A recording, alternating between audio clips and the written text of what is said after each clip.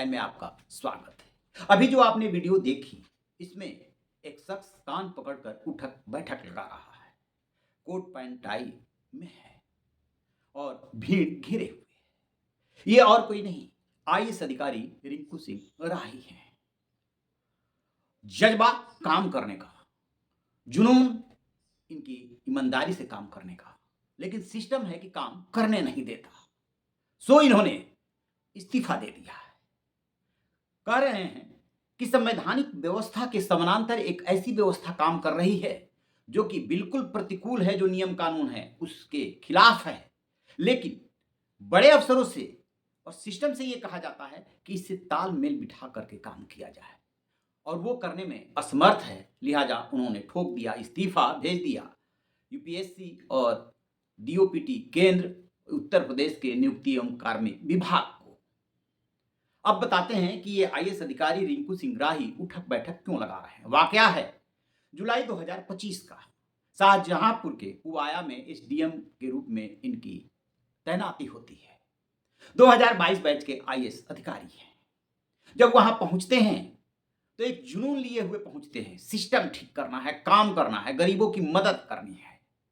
निकल पड़ते हैं तहसील परिसर के भ्रमण पर, तभी एक शख्स उन्हें टॉयलेट के पास ही बाहर टॉयलेट करते हुए दिख जाता है। पूछते हैं कि ऐसा क्यों? कहता है कि वो अंदर नहीं जा सकता, गंदगी है। फिर कुछ कुछ और कारण बताता है। वो कहते हैं कि ये नियम विरुद्ध है और उससे लगवा दी इन्होंने उठक बैठक।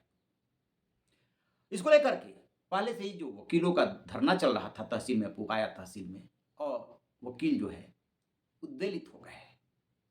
एसडीएम साहब को पता चला, ये गए बात करने के लिए, वकीलों ने बात करने से मना कर दिया, कहा कि एडीएम और डीएम से बात करेंगे। इन्होंने रिक्वेस्ट की कि मैं आप लोग से बात करना चाहता हूं। फिर बातचीत शुरू होती है। वो बताते हैं कि क्या इनकी गलती थी। वकील कहते हैं ठीक है कि गलती थी, क्या आप ऐसे उठक बैठक लगा सकते हैं? आपके तहसील परिसर में भी तो गंदगी है। उन्होंने कहा कि बिल्कुल आपने ठीक कहा, मैं यहाँ का शीर्ष अधिकारी हूँ, मेरी जिम्मेदारी बनती है। और वहीं पर वो लगाने लगे कान पकड़ करके उठक बैठक। यही वो वीडियो है। जैसे ही वीडियो आई सामने, वायरल हो गई, वैसे ही इनका तबादला करके राजस्व परिषद से संबद्ध कर दिया गया। क्यों? क्योंकि एक आईएएस अधिकारी को ऐसा नहीं करना चाहिए। लेकिन रिंकू सिंह राही तो अलग राह पकड़ने वाले आईएएस अधिकारी हैं। उन्हें इस बात में कोई शर्म महसूस नहीं होती है कि उन्होंने सार्वजनिक रूप से उठक बैठक लगा दी। उनको वकील रोक भी रहे थे। उन्हें उम्मीद नहीं थी कि एक आईएएस अधिकारी ऐसा करेगा, लेकिन उन्होंने कर डाला था। 8 महीना वहां पर संबद्ध रहे। उन्हें काम काज कोई खास नहीं मिला, अफसरों से भी मिले, पत्राचार भी किया, थोड़ा बहुत जो काम मिला उसे वो संतुष्ट नहीं, क्योंकि वो तो कुछ करने का जज्बा लेकर के आए थे। वो काम उन्हें करने नहीं दिया गया। बहुत ही सामान्य परिवार के हैं। ये एससी समुदाय से आते हैं, अलीगढ़ हाथरस के रहने वाले हैं। पिता आटा चक्की चलाते हैं। और जा करके घर देखेंगे तो एकदम सिंपल सा घर है, जिसमें कि सीलन है, पेंट नहीं है ठीक से, और फिर भी ईमानदारी से काम करने का जुनून। इसको तो सलाम किया जाना चाहिए था, लेकिन सिस्टम ने ऐसा नहीं किया। अब चलते हैं थोड़ा बैक में, कि आईएएस बनने से पहले 2004 बैच में के ये पीसीएस अधिकारी रहे, जिला समाज कल्याण अधिकारी बने।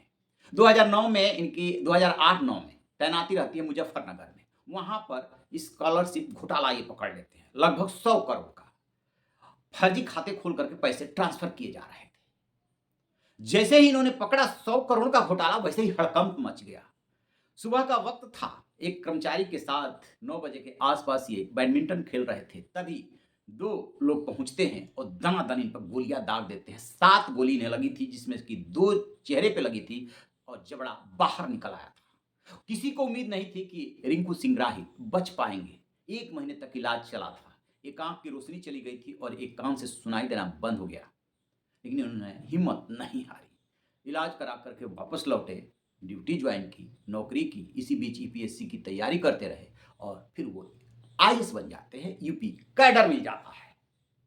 वो अधिकारी जिसने की 7 गोलियां खाई, वो अधिकारी जिसने सार्वजनिक रूप से उठक बैठक लगाई कि यदि हमारी जिम्मेदारी बनती है और मैं अपनी जिम्मेदारी पूरी नहीं कर पाया हूं, जबकि उसी दिन ये पहुंचे थे पुवाया तहसील में, और गंदगी मिलती है, तो मैं भी जैसे मुंशी से उठक बैठक लगवाई है, वैसे खुद भी उठक बैठक लगाऊंगा। इन्होंने स्कूली बच्चों से भी उठक बैठक लगवाई थी। क्यों? क्योंकि वो तहसील परिसर में घूम रहे थे। उनके पेरेंट्स से बात किया कि बच्चे यहाँ क्या कर रहे हैं, यहाँ कैसे आए, इन्हीं की पढ़ाई जरूरी है। यानी कि एकदम निहायत ईमानदार। हरियाणा के आईएएस अधिकारी, अब तो वो रिटायर हो गए, अशोक खेमका का नाम आपने सुना होगा। वो भी इसी ईमानदारी की राह पे चल रहे थे। वो भी जुनूनी किस्म के अफ़सर रहे। उनके भी रोज़ ट्रांसफ़र होते रहे। हर महीने 2-4 महीने पे ट्रांसफ़र हो जाते थे। लेकिन वो इससे घबराए नहीं।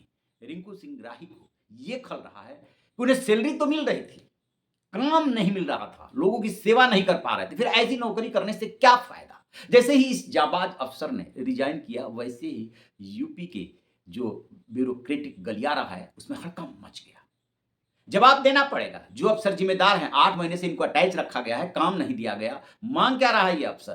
काम दीजिए, हमसे काम लीजिए। लेकिन सिस्टम कहता है कि नहीं, यहीं बैठे रहो। अब वो जो 100 करोड़ का घोटाला है, उस घोटाले में जब ये अपना इलाज करा के वापस लौटे थे, तो आरटीआई लगा दी थी। आरटीआई का जवाब नहीं मिला। अब जो अंदर की खबर है, उसके मुताबिक उसमें पूरा सिस्टम शामिल है। फर्जी खाते खोलो, फर्जी भुगतान करो और गबन करो, वो बिना सरकारी सहयोग के तो हो नहीं सकते। और वो दौर कौन-सा था? 2009 में जो है, वो मायावती मुख्यमंत्री हुआ करती थी। वो बर्दाश्त नहीं करती थी, लेकिन फिर भी सिस्टम चल रहा था। अब योगी जी लाख दावा करें कि उनके शासन में कोई भ्रष्टाचार नहीं हो रहा है, सब नियमानुसार काम हो रहा है, लेकिन हकीकत यही है कि कोई फ़र्क नहीं पड़ा है, बल्कि भ्रष्टाचार बढ़ा है। सिस्टम वैसे ही सड़ा गला हुआ है। इसमें ईमानदार अधिकारियों की कोई जगह नहीं है। यदि ईमानदारी से काम करने की कोशिश करेंगे, तो फिर रिंकू सिंह राही बनेंगे, जो घुट-घुट के काम करेंगे और फिर एक दिन इस्तीफ़ा दे देंगे। आपकी क्या राय है? कमेंट बॉक्स में ज़रूर बताइएगा। Thank you.